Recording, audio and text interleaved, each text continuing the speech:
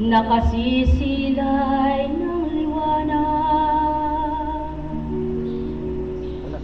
Matanto niyo rin nawa kung paano ang paglubog,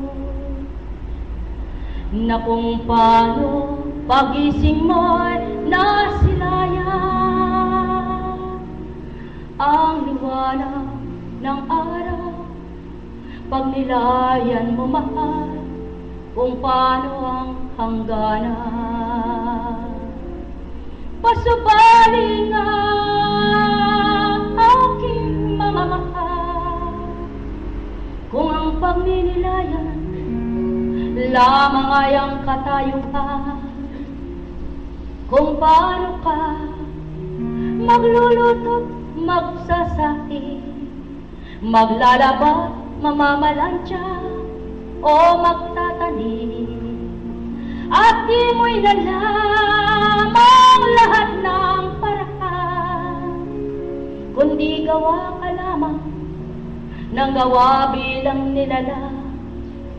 Maaaring magkamali ka, lumabis sa pagluluto mo, o maaaring masira damit na ginagawa mo.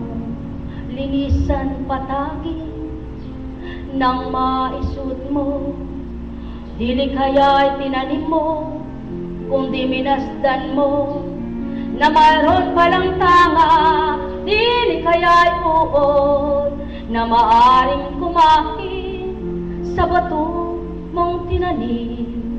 Anong ibig kong itura? Bakit batong tinanim? Yan ang pawang totoo, mga minamahal ko.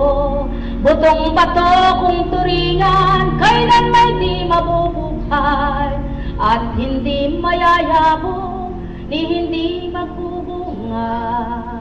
Pagkat kung paano puso mo ay bato, kahit anong itubo, kahit anong ilagay mo, mananaig pa rin ang katigasan.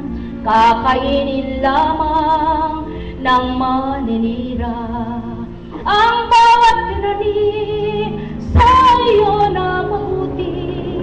Kaya't ang layon ko, maging marapat muna, tanggapin ang lahat, mahugas ang ganap, tulad ng paglinis kung paano gagawin ng isang nilala, kung paano sisidlan, kung paano ayusin, kung paano sisidlan ng ganap na pagkain, ng ganap na kapatagan, ng ganap na kalinisan.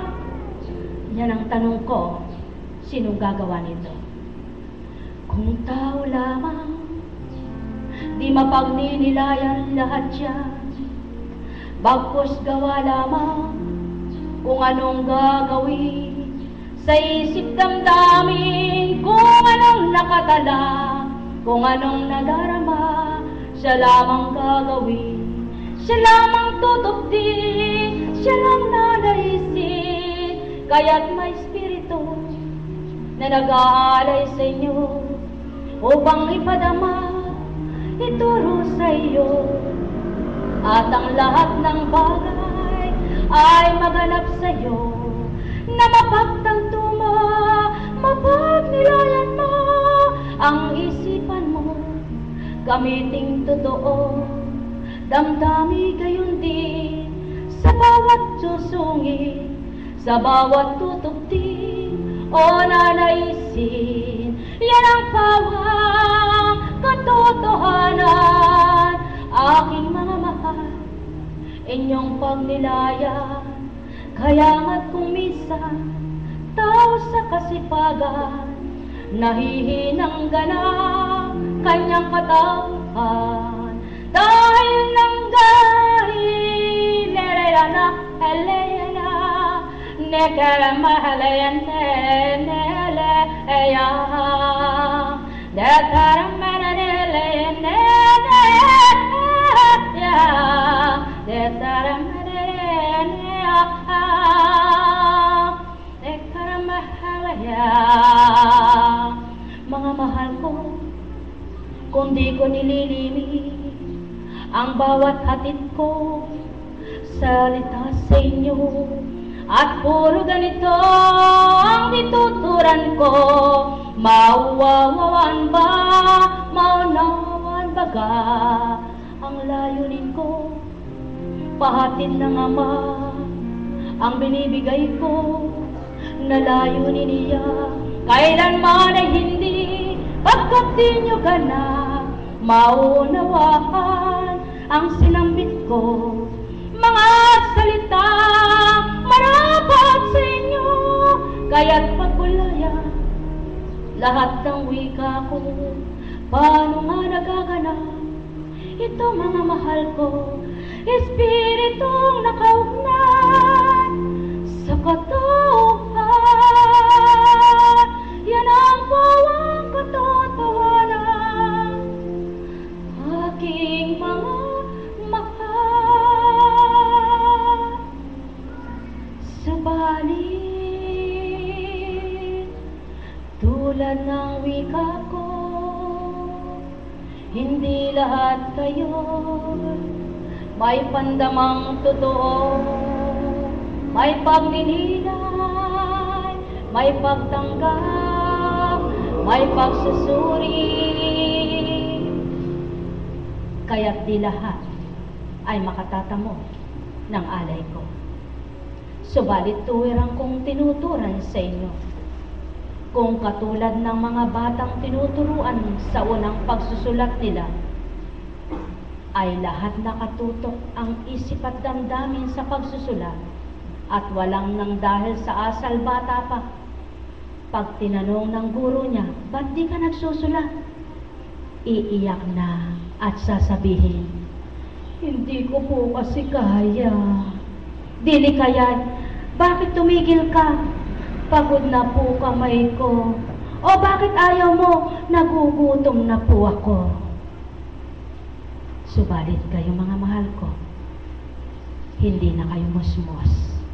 Panahon na upang lahat kayo'y kumain ng matigas.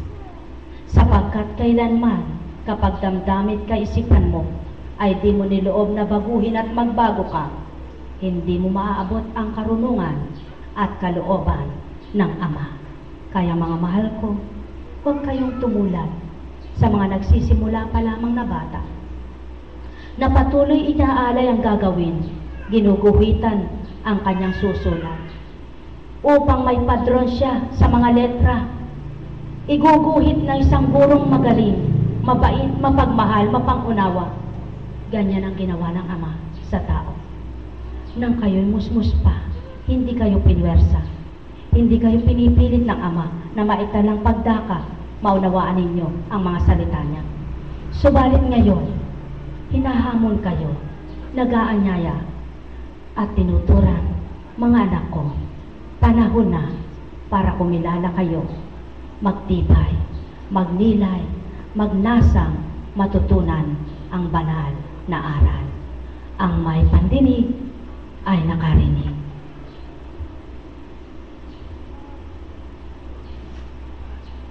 Buhay po ba ang Diyos?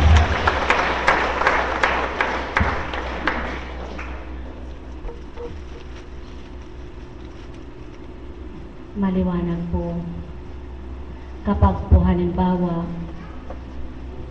sa tao, ang sinuri mo yung pagkatao at yung pinakinggan mo sa tao ay dinala mo sa puso mo,